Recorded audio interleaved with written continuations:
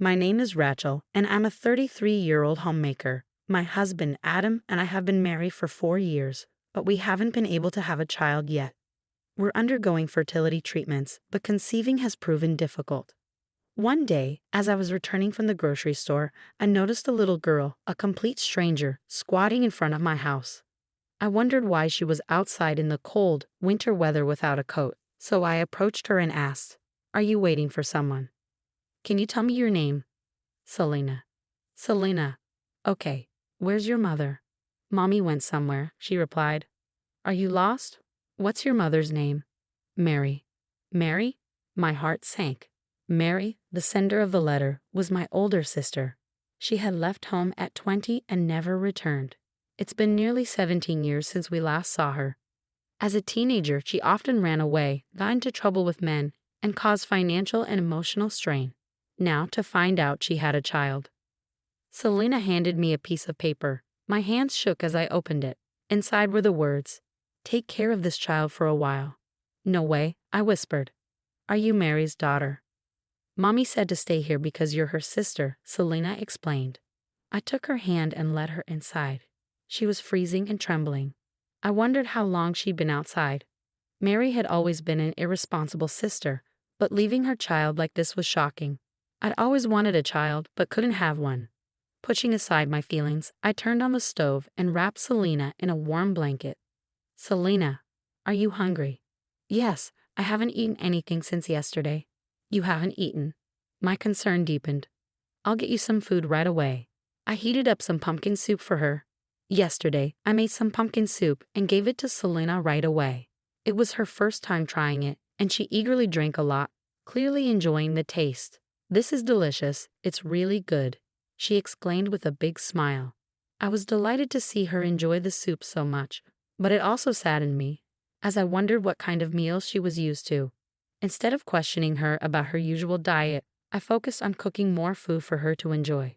I made fried chicken, an omelet, and rice, and she devoured everything, praising each dish as delicious and tasty. Once she seemed completely satisfied, I suggested we take a bath. It seemed she hadn't bathed in a few days and her hair was greasy. "Selena, how about a bath?" I asked. Her expression tensed for a moment, and I could tell she wasn't entirely comfortable with the idea. "You don't like baths?" I asked. "No, it's fine," she replied hesitantly. I hurried to the bedroom to find some smaller clothes for her to wear as pajamas. When I returned to the living room, Selena was gone.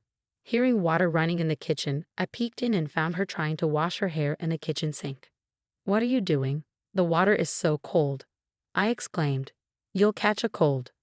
Selena apologized, but I assured her she didn't need to. I wrapped her in a blanket and took her to the bathroom. She seemed amazed as I led her inside. "This is just like the house I saw on TV," she exclaimed. From her reaction, it seemed the house where Selena lived did not have a proper bathroom.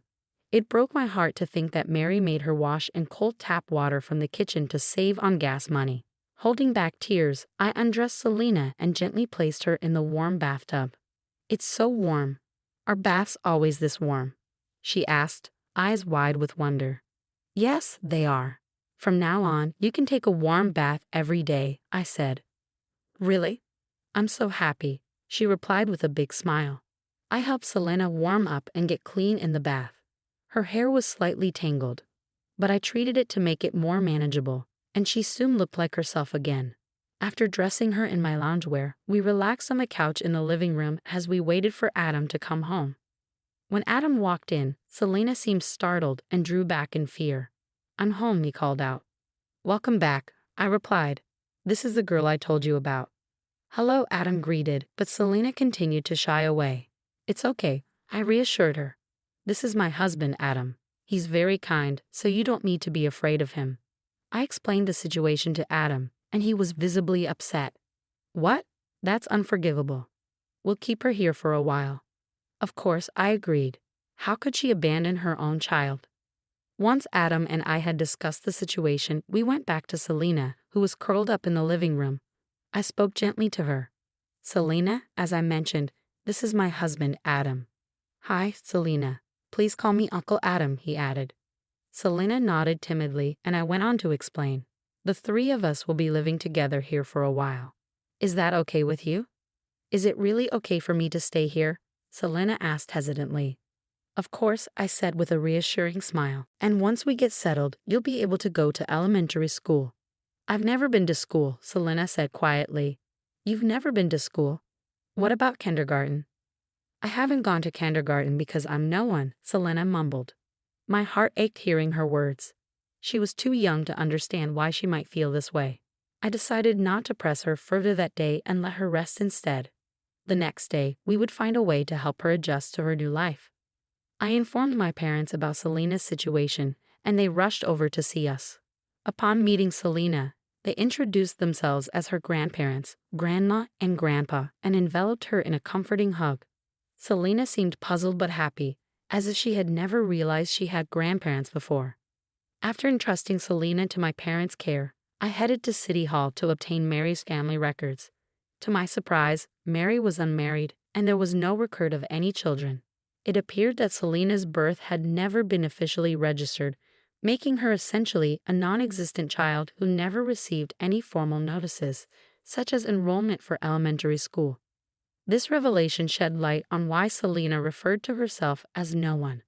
After consulting with various authorities, including the Child Consultation Center and the municipal office, we finally managed to establish Selena's family register. I happily informed her, Selena, now you can go to elementary school. I'm so happy for you. By this time, it had been over a month since Selena came to live with us, but she hadn't opened up much. She always seemed skittish, especially whenever Adam or I moved. Additionally, whenever she made a mistake, she would apologize excessively, curling up her body and covering her head. It was evident that Mary's past actions had left a lasting impact on her. Selena, you don't have to apologize so much, I reassured her. Uncle Adam and I will never get mad at you, and we will never harm you. I promise. Really?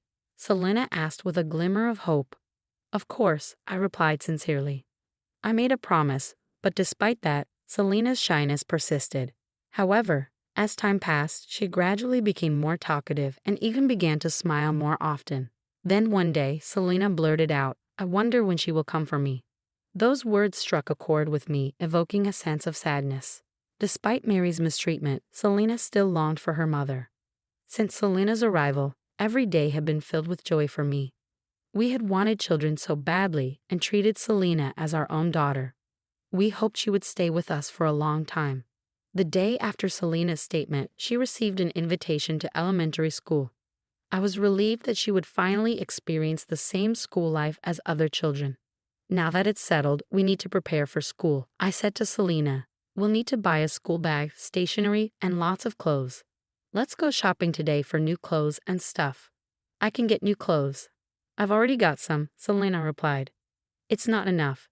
You'll need more comfortable clothes for school, I insisted. So Selena, Adam, and I went to the shopping mall and got everything she needed for school. I was so excited about preparing for her school entrance that I ended up buying a lot of clothes and stationery. As we headed home, the three of us laughed and joked about buying too many things. However, to my surprise, I saw Mary standing in front of our house. Mom, Selena exclaimed. Mary responded coldly, It's not welcome home. What were you thinking? How dare you come here? I stepped in, trying to calm the situation. Hey, calm down. Don't yell. It's not productive. First, you need to apologize to Selena. But Mary only glanced at Selena and refused to make eye contact. What are you trying to do? I asked. We can't just stand here talking. Let me in the house. I'll do it even if you don't tell me.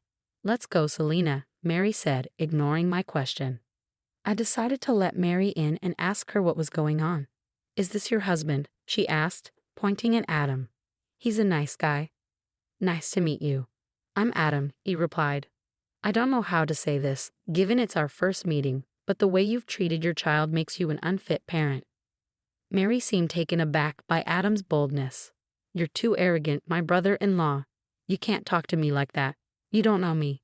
Maybe not, but I do know you didn't take care of her properly. How could you neglect your own child? Adam countered. Mary, clearly irritated by our accusations, seemed unable to grasp the gravity of her actions. I was perplexed by her lack of accountability. I asked Selena how she felt about seeing her mother, and it was clear she was still scared. She couldn't look Mary in the eye and recoiled in fear. Initially, I assumed Selena missed her mother, but now I wasn't so sure. As I was contemplating this, Mary spoke up. "You two don't have kids, right?" she asked. "No, but so what?" I responded. "Well, I'm going to leave this child with you," she declared. "I've raised her through the toughest stages of her life. You should be grateful to have an older kid now." Adam was incredulous. "Do you even know what you're saying? You're abandoning your own child as though she's an object to be handed off." "I know exactly what I'm saying," Mary shot back. "I'm giving you childless people a kid to raise. You should be thankful." I shook my head in disbelief. "That's outrageous. We're not giving her back to you, even if you ask. We've already made her a family register, and she's going to start elementary school next month. We'll make sure she's happier than she was with you." "Oh, so you've made a family register for her," Mary retorted, seemingly indifferent. "I did," I responded. "Why didn't you file a birth certificate?" "Because if I had, they would know I have a child. I didn't want to disrupt my life for such a selfish reason." Mary's admission explained why Selena had been unable to attend kindergarten or elementary school. Her callous attitude continued to baffle me. "That's not right. Selena deserves an education. What you've done is neglect, not just active truancy," I told her, knowing that reasoning with Mary was pointless. Mary had apparently broken up with Selena's father before Selena was born and had never registered the birth. To date other men, she often left Selena alone, pretending to be unmarried and childless. Her goal was to find a new partner and raise her child. "We'll take care of Selena," I said, firm in my decision. "But please don't come back to see us again." "Then give me 10 million yen. I'm giving you a person, so 10 million is a small price to pay, right?" Mary demanded. "What are you talking about? You're trying to sell your daughter?" I was horrified. "Of course, I'm not going to pay you though. Selena is a human being," I said firmly. When I refused to pay, Mary threatened to take Selena back and confine her at home, forcing her to wash with cold tap water again. "I won't let you do that," I said. "Fine, 10 million then," she retorted. "Well, I can't get it for you today. You'll have to come back later to pick it up. I'll keep Selena here until then," I said, pretending to agree to her demands to keep Selena safe. "Whatever. I don't want to be bothered with her anyway," Mary replied dismissively. Though I had no intention of paying Mary, I lied quickly to prevent her from taking Selena away. Knowing Mary might return to reclaim her, Adam and I considered what steps we could take next. But before acting, we wanted to understand how Selena felt. "Selena, do you want to go back to your mommy?" I asked her gently. "I don't want to go back. Mom scares me. She always bumps into me and says mean things." "I don't want to go back," Selena confessed. "I see," I said gently. "The other day, you mentioned wondering when your mother would come for you. Was that because you were afraid she'd make you leave us?" "Yes," Selena replied, her eyes downcast. "I was worried that if Mommy came, I'd have to go back to that house. But I want to stay here forever." "I understand," I reassured her. "We'll do everything we can to make sure you can stay with us from now on." With Selena's feelings clear, Adam and I decided to investigate Mary's background further. We contacted an investigative firm known to Adam and discovered Mary was now engaged to a successful lawyer. We formulated a plan to keep Mary from taking Selena away and worked discreetly to prepare everything. A week later, when everything was set, we informed Mary that we had the money and invited her to our home for the exchange. During the meeting, I had my parents care for Selena. When Mary arrived, she immediately asked if I had the money. "I won't give you the money, and I won't give you Selena either," I declared firmly. Mary's expression turned sour. "I came all the way here because you said you had the money ready. Now give it to me. Do you realize how heartbroken Selena is?" I challenged her. "You're trying to sell your own child for money. Unbelievable." "How I raise my child is none of your business," Mary shot back. "Children grow up just fine on their own. You don't understand because you don't have kids. Did you even tell your boyfriend about having a child?" I asked pointedly. "Of course not. He's a successful lawyer and we're getting married next year. We plan to live happily ever after. Don't bother us," Mary said dismissively. Just then, the door opened and Mary's fiancé, the elite lawyer, walked in. He had heard our conversation. "Don't tell me what you just said is true," he said, shocked. Did you lie to me? What's going on? Why are you here? You told me you were unmarried and childless. I've never been married, Mary said. I just happened to have a child by mistake. By mistake? That's a terrible thing to say, Adam exclaimed, disgusted. The lawyer confronted Mary. I was about to marry you without knowing you cheated on me. Of course, I'm breaking off the engagement. You lied to me, so you'll need to pay me alimony. Wait, broken engagement alimony? Please don't leave me, Mary pleaded. Shut up. I can't marry a woman who treats her child like that. I don't even want to see your face, the lawyer replied, turning his back on her. Mary turned to me, her eyes filled with anger. Rachel, you brought him here. Why did you do this to me? Because I knew I couldn't handle it the usual way. I'm going to discuss Selena's case with this lawyer, I explained.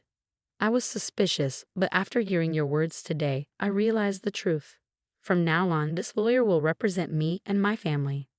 You'll regret making an enemy of a lawyer, Mary threatened.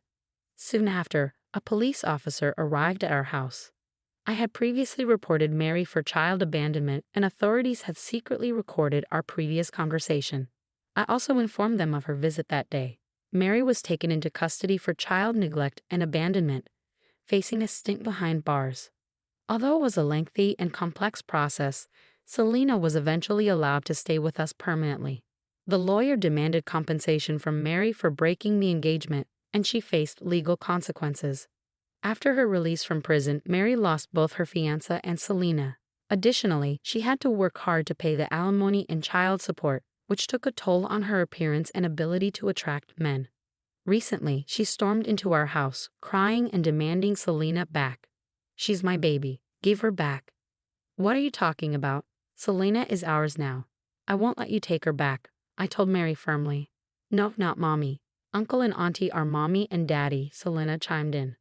Mary, rejected by her own daughter, walked away in despair. I vowed never to let her regain custody of Selena. Mary would have to reflect on her actions alone. Meanwhile, Adam and I have stopped our painful infertility treatments. The three of us now live our days filled with laughter and joy. I'm grateful for the happiness Selena has brought into our lives, and I hope to spend the rest of my life giving